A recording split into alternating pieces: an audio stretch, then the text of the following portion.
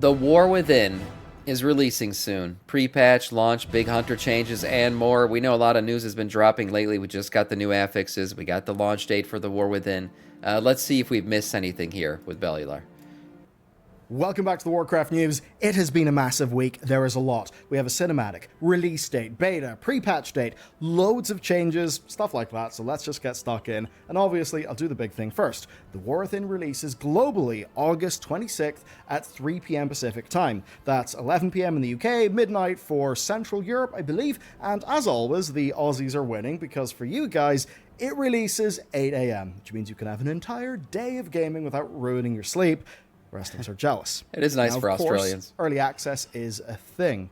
We have no time, but we do know that it kicks off August 22nd. Now, it is limited, right? The site says there'll be no access to Mythic Dungeons or weekly quests. And I've got to assume that Heroic is also going to be included there as well. Patch 10.25's changes, of course, the dungeon difficulty means that Heroic is as hard as old Mythic 0, so surely that'll have to be restricted so it's fair. The point basically is there'll be no big surges of power because you were there in the early access period. So, you know, no real advantage. I do wonder, though, on the launch date of August 26th, if these servers are probably going to go down. They probably will. We'll probably see servers go down for everyone who had early access, and then they'll relaunch or go live again once everybody can play. Literally get multiple days to just go and level characters, so it absolutely is a benefit, and they want you to buy it. Just about nobody likes, of course, that this is a standard industry trend. It's happened with other MMOs. I mean, hell, Final Fantasy XIV Endwalker, it had this, and even recently, take Space Marine 2, a game that is using the fact it has no in-game cash shop as a marketing beat. It has also got an early access period with a higher edition. It's obviously sad that this is a thing that we've got to talk about, but it is here. I'll say this, Blizzard, there was a way to do this better. I hope you do it that way. If there are any ways that people can sneak in more power or more progress in a way that is not fair for a subscription game, then yes, obviously, that'll be Pitchfork's time. Yeah. Next thing. Why would servers go down for early access users? It won't just be for early. I'm just saying servers will go down across the board for everybody. All servers will go down before they reset and go ahead and kick off the War Within for everyone. That's why there'll be server downtime that so launch Blizzard date. have not revealed anything, normal. but pre-patch is usually about 4 weeks long, so expect it to drop late July. Another thing, the naming of the cinematic trailer is also basically the name of the pre-patch event, and it's going to see loads of, like, echoes of Azeroth's past basically appear for us to, you know, kill, ideally for some levels and some loot. Right. Also, this timing does mean that Dragonflight is actually one of World of Warcraft's shortest ever expansions, clocking in at 1 year and 9 months. Of course, it is at an absolutely, insane patch cadence, so much more than we've been used to. And of course, we can expect this to continue going forward roughly, big picture, every 18 months for an expansion, so maybe it'll even be a month faster than this one. I've actually got to wonder if we'll get to the stage where they don't need to do something like Season 4 I was going to say, I don't think there'll be Awakened or Fated Dungeons anymore. That seasonal stuff at the very end has been filler, gap filler this entire time. I think we're just going to end with the final third season, every one of these expansions from now on. And Blizzard, you know, that was the whole point of making the teams that they did. They said they had split out teams to be able to pump out expansions faster. They already did it with Dragonflight. Like Bellular said, I bet you they're going to be a month faster with the War Within and continue on through Midnight and The Last Titan as well. The key learning, of course, is that when you have over 500 people working in parallel, you can certainly get quite a lot of things done. Now, Blizzard obviously want to earn some money off this marketing beat and to give people an on-ramp to the game, and that's why there's a new starter pack. It's $24.99 US, it has Dragonflight, 60 boost, and 60 days of game time. Now, Dragonflight being there is kind of pointless. Dragonflight will be, like, rolled into the main World of Warcraft whenever the War Within launches. So what you're basically getting here is like 2 months of Dragonflight access that you're not really paying for, as well as a 60 boost. And that's exactly what I said. When you get this, when we were looking at this, the main benefit is, okay, the 2 months of game time. That's really it. Yeah, you get the 60 boost, but the thing is you're not getting the War Within, so you're still going to have to buy that. So there's the game time benefit. That's about it. If you wanted to play these next 2 months until the expansion comes out, there's a nice package for you. And 2 months of game time, all for something that costs less than 2 months of subscription at $15 a month. So it's actually pretty damn good. Then we got the cinematic. Now look, I've recorded a not cinematic reaction.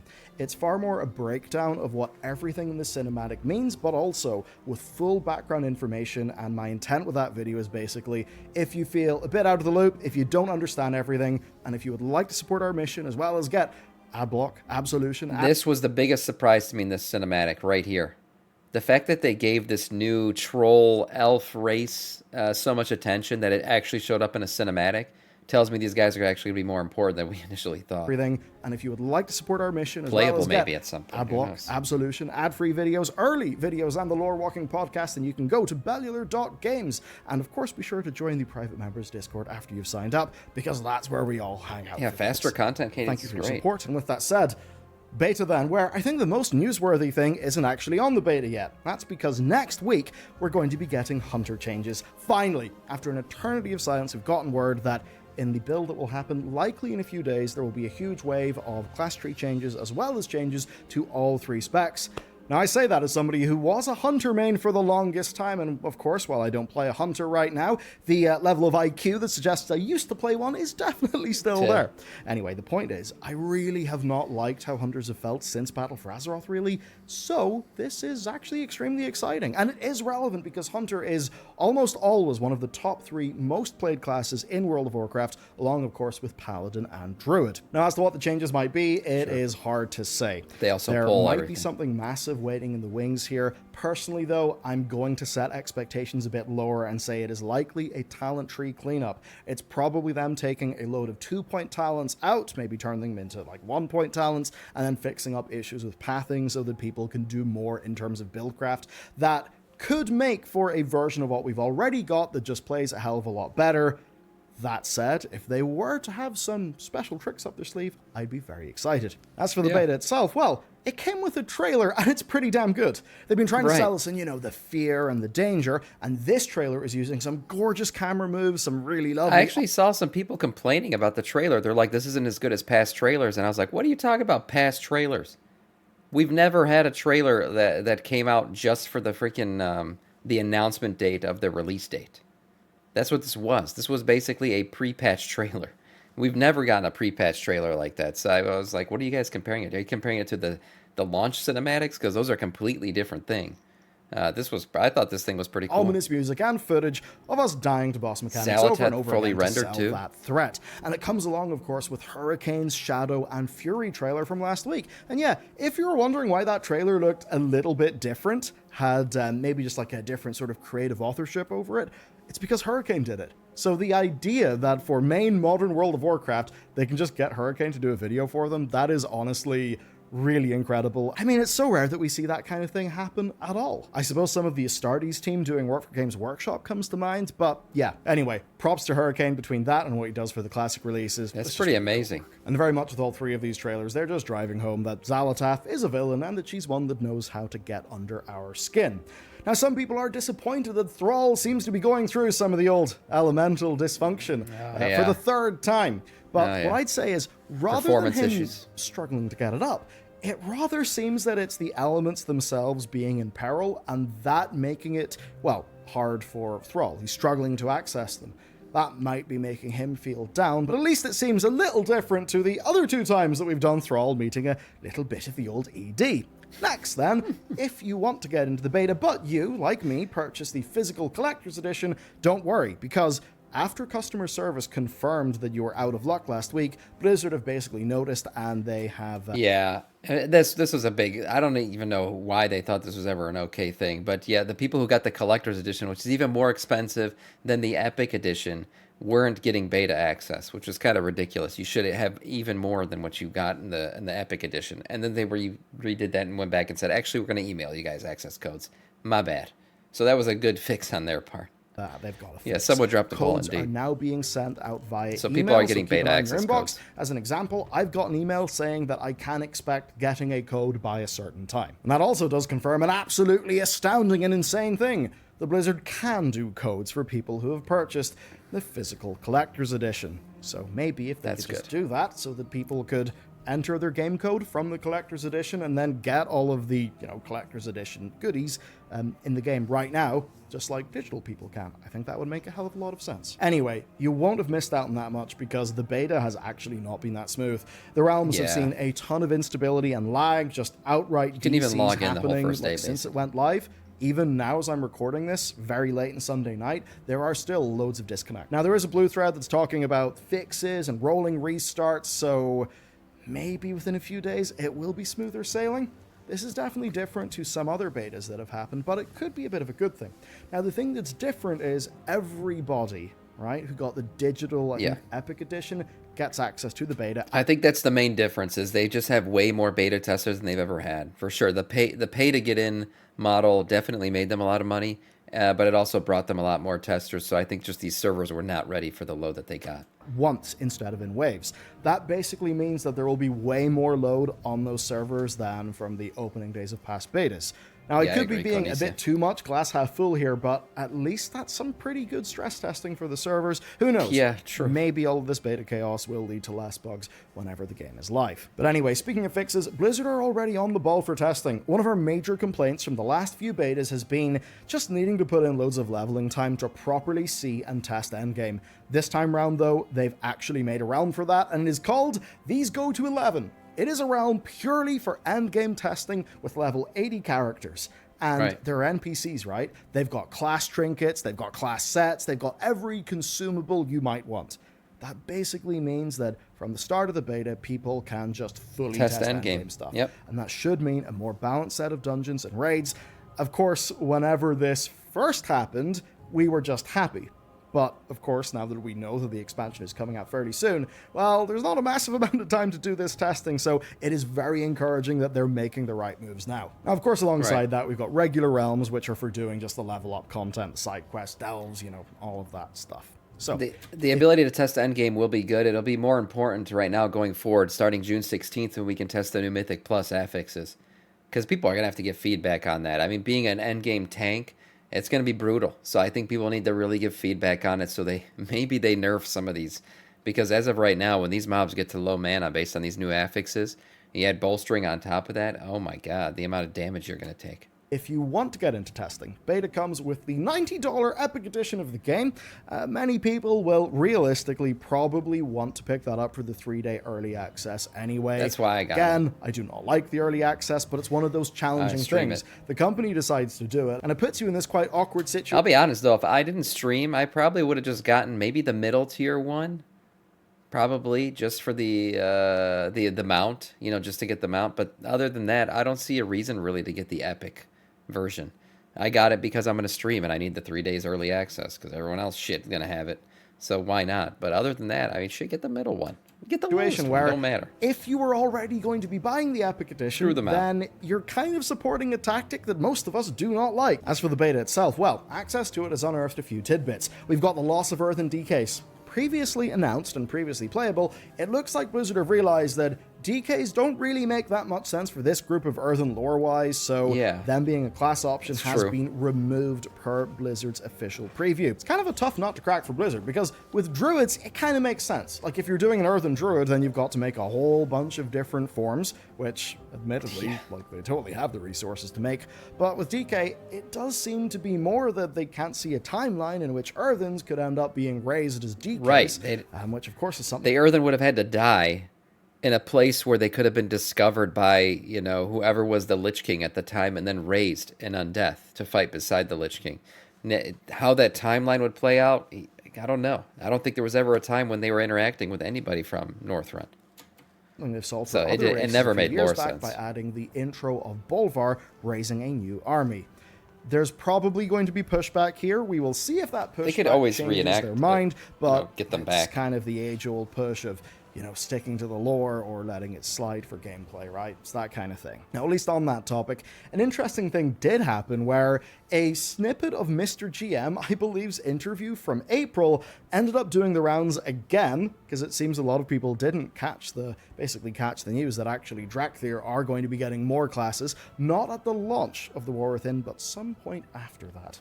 Anyway, another controversial change here is to DPS trinkets and items for tanks and healers, where the pure DPS effects will be 33% less potent. Now, Blizzard's idea is obvious, right? They don't want tanks and healers gobbling up damage trinkets so they can blast harder. Yeah. But it has been met with criticism, because loads of us who play tanks and healers, well, we say that actually, it's a choice that we're making.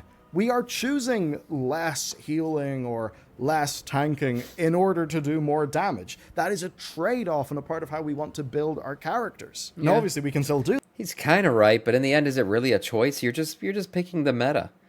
right? If the meta is one DPS trinket, one tanking trinket, then the annoying part is you always got to remember to switch your loot, right? Your loot type before that boss that drops that specific trinket that you need. And I just thought that was annoying. I'll be honest. I always thought that was annoying to have to remember. Oh yeah, every time I get to the sixth boss in this raid, I got to switch my loot to a DPS loot because the meta says that I need a DPS trinket here. That's not even meant for my class or spec. I mean, yeah. Do that, but come on, with the wings clipped, it's not really as compelling a choice. I What's up, Acid? understand why they'd want to do that, but honestly, I do think it's an L. Like, especially with some tanks not needing to Also, you're rolling on that trinket, by the way, against all the other DPS, and odds are you're never going to get it. sacrifice damage for defense in the rotation, and healers either having to heal nothing or everything everywhere all at once, right? The game has mostly become a question of how much damage can you do, and of course that is something that tanks and healers have already been, failing at even with strong items to help. So to the average tank or healer, I think this could just end up being a bit less fun, unless they maybe have some unannounced plans to increase their damage output baseline to sort of make up for this kind of thing. To move on to another narrative thing, we got the talk of a Goblin raid that Blizzard have added a bunch more fuel to with the Goblin Way. It's a short story all about Gazlo, who is the current Goblin rep for the Horde. Basically, he tries to change the Goblin culture to be less profit first. In a visit to Marin Noggenfokker of the Steamweedle Cartel, he does big work. He tries to argue and prove that looking after your workers and equipment is a better long-term investment than just abusing the whole lot of them for short-term profits. That's the TLDR of the story. So, with movement on the Goblin front in this story, and with the venture company somehow finding their way into Azj-Kahet through underground tunnels, it really is looking actually quite likely that we're going to go and visit Undermine to overthrow, I don't know, maybe some profiteering Goblin leadership. Right? In patch content, maybe 11.1. It's kind of hard to tell, and I suppose I'll say this. I liked the goblins in vanilla. I really didn't actually like the goblins in Cataclysm. I think Cataclysm just broadly had this problem where it just kept on trying to be too funny and too... Yeah, I was gonna say, they became, the Cataclysm goblins became caricatures of the previous goblins. Previous goblins were much more serious. Right, like they weren't necessarily, money, time is money. Like that was always a thing with them, but they were actually much better denizens of Azeroth. Like they seemed to be more attached to what was going on. Whereas after post Cataclysm, they became more cartoony, more about we're greedy goblins, yes, gold and everything else, and they really leaned into that whole character arc, and it did change them. It did. Jovial. Maybe I am just a sour old bastard, but I don't know. I don't think so. I think he's like right. It when I can take my A-plot a bit more seriously. So, if we go to Undermine and actually feels like the same sort of bunch we met in Vanilla, then I'm totally down for this. If it is going to be jokes and funny, then I really don't think I'll enjoy it that much. And as for this short story, it's very heavy-handed. It's very one-sided. Now, again, this is not me saying, you know what, you should abuse the workers. No, I'm not saying that. But it just felt like one of those stories where the main character arrived, and he was right, and he was always proved right, and he won at the end. Didn't really feel... I did get some snippets out of this, and yes, they're trying to really pump up Gazlo as like he is the moral compass for the goblins now, and he's always right, and he seems to know, what's what's the right way to do things, and he's going to uncorrupt all these other goblins that are doing things the wrong way, and it just never creates a very good hero arc when the hero just seems so perfect, and that's what Gazlo's starting to seem like. Feel like he had to overcome much or change some of his opinions and things. I don't know. I just thought it was a little bit weaker, though. Gazlo I and his gnome suppose friend, thinking about this in context, kind of could be a message from the people writing it, right? Because for real, games industry's been pretty rough to people over the last 2 years. Certainly, if you've been under the Microsoft umbrella. Anyway, to move on, if you remember the data mine story mode for the new raid, well, it's actually here, and it's been changed to support 1 through 10 players up from 1 through 5. And with only the final boss available, and the current data showing that it'll be available at the same time as the final wing of LFR, it does look a little bit like this is just a version of the raid for people who kind of just want to hit the button and then see the important story encounter with Queen Ansarak, which is fine, but I do think that there's there's potential with this kind of thing to maybe have a more narrative-focused side of the raid that could play along with, the main story, perhaps a little bit more like how some of that content plays out in FF14. I think that could be great for the game's storytelling. Yeah. As it stands, though, I think this is more just an accessibility feature, albeit one that through its timing, with it being along with the final wing of LFR, will probably not go a long way to making people happy. Now, I will say that one boss being considered the raid story mode is kind of disappointing, I think, to some people that could say that the other bosses are They're filler, pointless, yeah. and that would suck. I mean, That does make it seem like the rest of the bosses are not important to the story and they're just filler content. great raids of the past have woven character throughout. Take Siege of Orgrimmar, Antorus, even Vault of the Incarnates.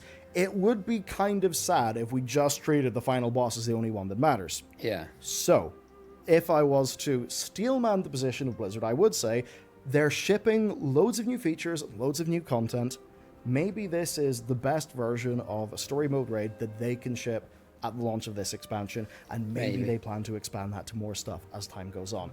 I would certainly love a blue post clarifying their intent, but maybe it's a case where until they get the data and until they see how many people even try to use this feature, maybe they still haven't made their decision yet. Moving Yeah, one real quick on story mode. I mean, and now honestly, between just how you can quest in the game and then follower dungeons and then story mode raids, you could really play this game solo for the most part. Remember, story mode is up to 10 players, but it can also be done with one.